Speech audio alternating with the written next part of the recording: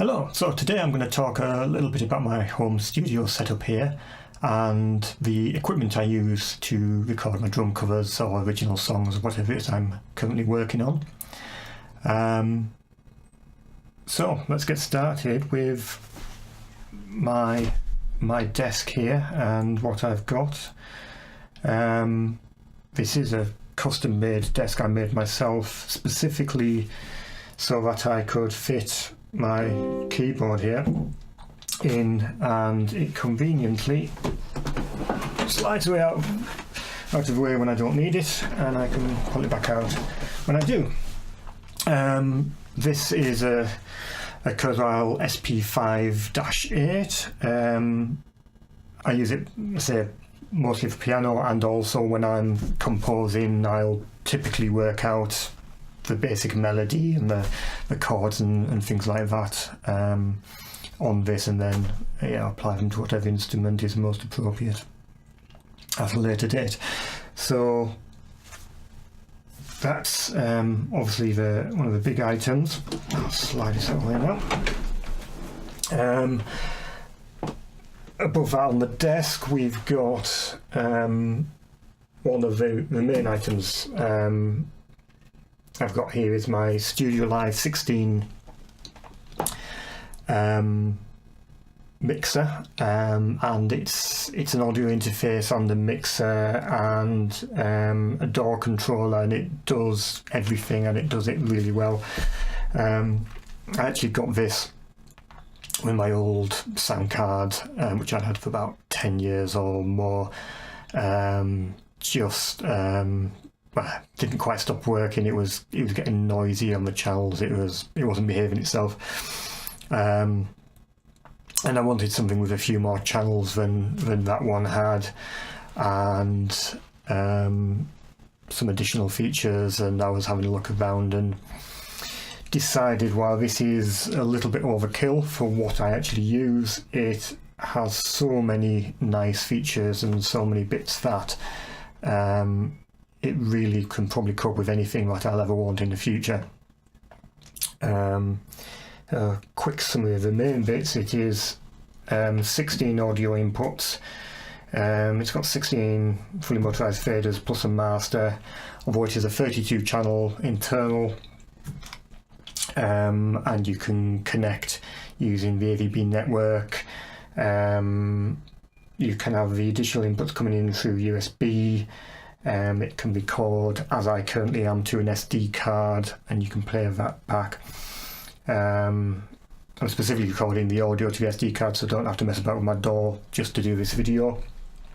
And they just earlier this year released a beta firmware update for it, which is to allow this button, the DAW control, to activate. And that was one of the reasons I also chose this, is because by pressing that now, this no longer controls the mixer itself. I am now controlling my DAW. I am actually using Presonus Studio One, although I believe it will be able to control other software, Pro Tools or whatever else you might be using.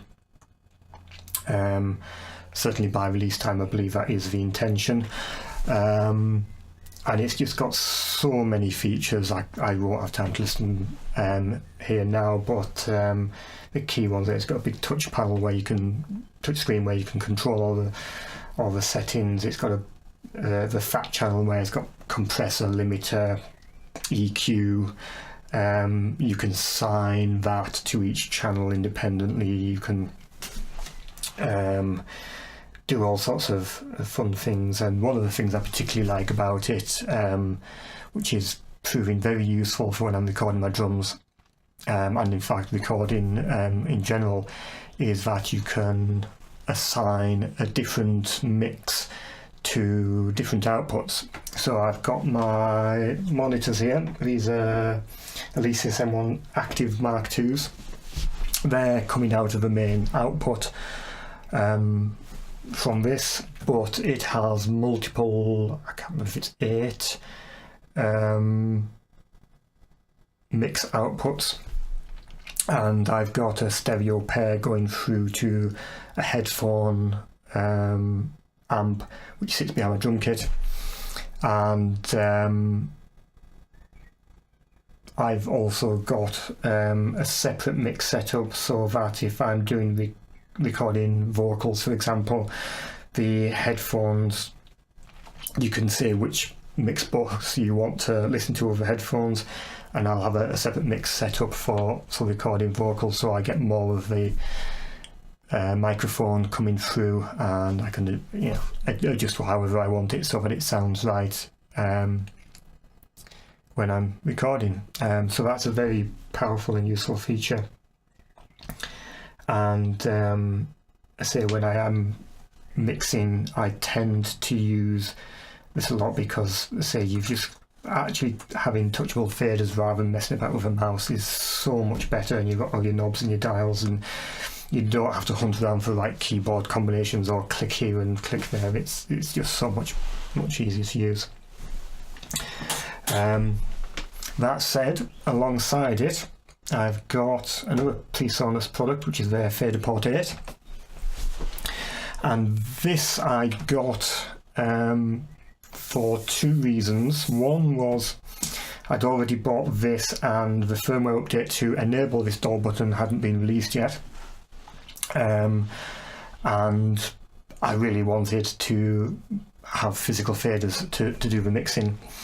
But also it proves very useful in that it usually lives sat by my drum kit, and that allows me to edit, mix, and obviously it's got the transport controls when I'm sat at my drums, and I don't have to keep walking around and fiddling with a mixer here or fiddling with a computer to do some basic things, which does mean, recording the drums is a lot easier.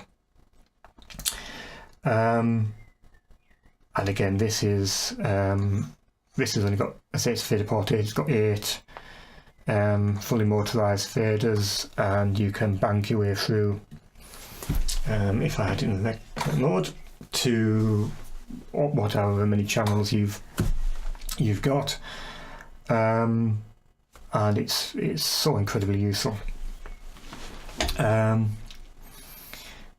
So that's my desk setup. I'm running a Windows PC, say I'm using Presonus Studio One as my DAW.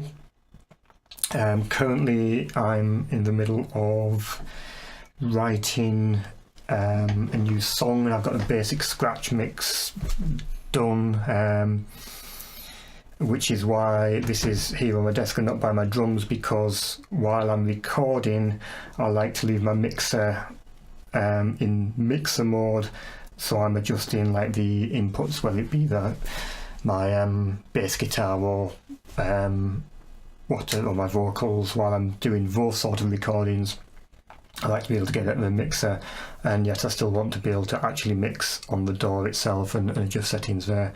So I tend to have this on the desk while I'm mixing or recording, say, guitar or vocals, and I'll move it back to mix my drum kit when I actually get round to recording the drum parts. And on the subject of the drums, I'll now spin the camera around. If you've seen any of my drum covers, you will recognise this. This is my TD20 Roland drum kit. It started life as a TD8 and has undergone a few upgrades since then, specifically obviously the module. So I upgraded to the TD20 about 6 or 7 years ago, and at the same time I upgraded to the really excellent VH12 hi-hat, because in the TD8 this thing here was my hi-hat and it really wasn't very good as a hi-hat. Solid rubber pad,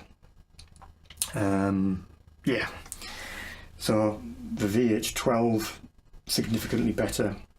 It is two cymbal pads as you would get on a real hi-hat, on a real hi-hat stand, and yeah, it just plays and feels so much nicer than anything else on the electronic market. The only other upgrades I made at that time were a new snare pad, so slightly larger. I can't remember if it's a 10 or a 12, I think it's a 12-inch pad here, and the old snare, which is this one, just became, these are I think 8-inch. This became another tom, and I upgraded with the larger ride cymbal as well. And then over the last sort of year or so, I've maximised the inputs on the TD20 by adding more cymbals. And yes, it's quite a nice layout at the minute. So I've got three crash cymbals, which are those three in front of me, and then to the left I've got this is typically set up as a splash, and this one on the right is typically set up as a china. And what used to be my old hi-hat is now, depending on what song I'm playing, anything I want it to be. Most of the time it is actually a second hi-hat, because I've been playing a lot of Warning songs, and Pow has a second hi-hat on her right hand side, which you'll notice in songs like Survive. And yeah, so it's convenient to have that as a second hi-hat. In terms of pedals, I'm using the Tama Iron Cobra kick pedals. It's got a double pedal on that, and I've also got the Tama Iron Cobra hi-hat stand.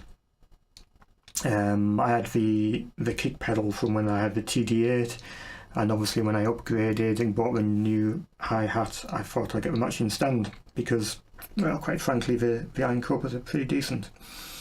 And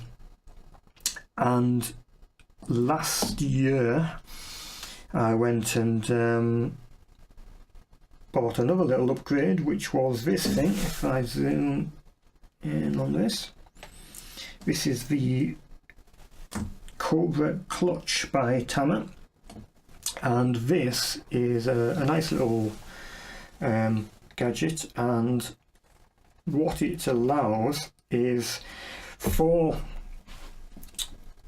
like, particularly electronic drum players, we don't have the option of using a standard drop clutch.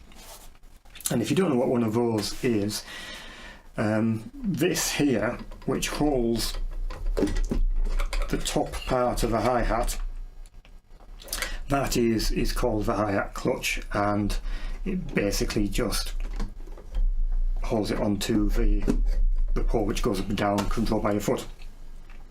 And what a drop clutch does is it has a little mechanism where you hit it with a stick and it releases it, so it falls down like that, and then when you're playing it, you get that closed sound, and it allows you to play obviously with your double pedal, and you still got a closed hi-hat. And the thing with these drop clutches is, as you press down, a mechanism engages and it picks it back up again. So you hit it, it drops, you press your foot down, it picks it back up. So it's really convenient. But with these VH12 hi-hats, the internal sensor on the bottom hi-hat means that you can't fit a standard drop clutch, because they interfere with each other, and it just doesn't sense properly. So fortunately, Tama brought out this system whereby instead of holding on to and releasing the top hat, it is literally a mechanism which pushes down on your foot plate. So it's easily controlled with your left foot. You just turn it on, disengage it, And the one major benefit of this is that this little knob here allows you to adjust the tension, so you can have an incredibly tight close, or you can have it a little bit open or a lot open, however you want it. It's yeah, configurable, so that's really nice. And for those of you interested in such things, I'm currently playing with Vic Firth Hickory American Classic Extreme 5Bs. I really like these sticks. They're decent size. I had some 5As for a long time, but really they were just too small. And so I actually went to more of the extreme and got some of these, which I also really like. These are Veta Sugar Maple Concert, and these are quite a bit bigger in diameter, and I really like them for sort of slow, harder songs. They've just got a sort of meatier feel to them. But being sugar maple, they are a bit softer wood. They're you're more likely to break them, basically, although I've only broke one in 3 months of playing with these, 4 months maybe, so that's not too bad. And the extreme 5Bs basically mean they are the same length as the Veta ones, which is a little bit longer than standard. So that's nice to have the slightly smaller stick, although they are pretty much the same weight, because, say, the fatter Veta one is sugar maple, so they end up being about the same weight, but the smaller stick is nicer for faster play. So the last things to mention in my little studio here is you can probably notice I have a guitar over here. I don't actually play the guitar, and this isn't mine, it's my dad's. I can just about strum a few chords, but I borrowed it in the intention of being able to see if I could make some of my songs sound a bit better by putting some real guitars over the top. They ended up sounding worse as a general rule, because I really can't play that well. But I did go out and buy myself this, which is an Ibanez SR300E bass guitar, which I decided I am going to learn to play the bass. And yes, I'm really enjoying it. I've had it for about 2 months now, and yes, I find the bass guitar a lot easier to play than the regular guitar. I think it's trying to concoct all those weird shapes with your left hand, which I'm not very good at. So yes, so I think that's about it for today. Hope you've enjoyed this, hope you've been informative. If you did like it, please click the like button and click the subscribe button, and hope you have a very good day, and I will see you again soon.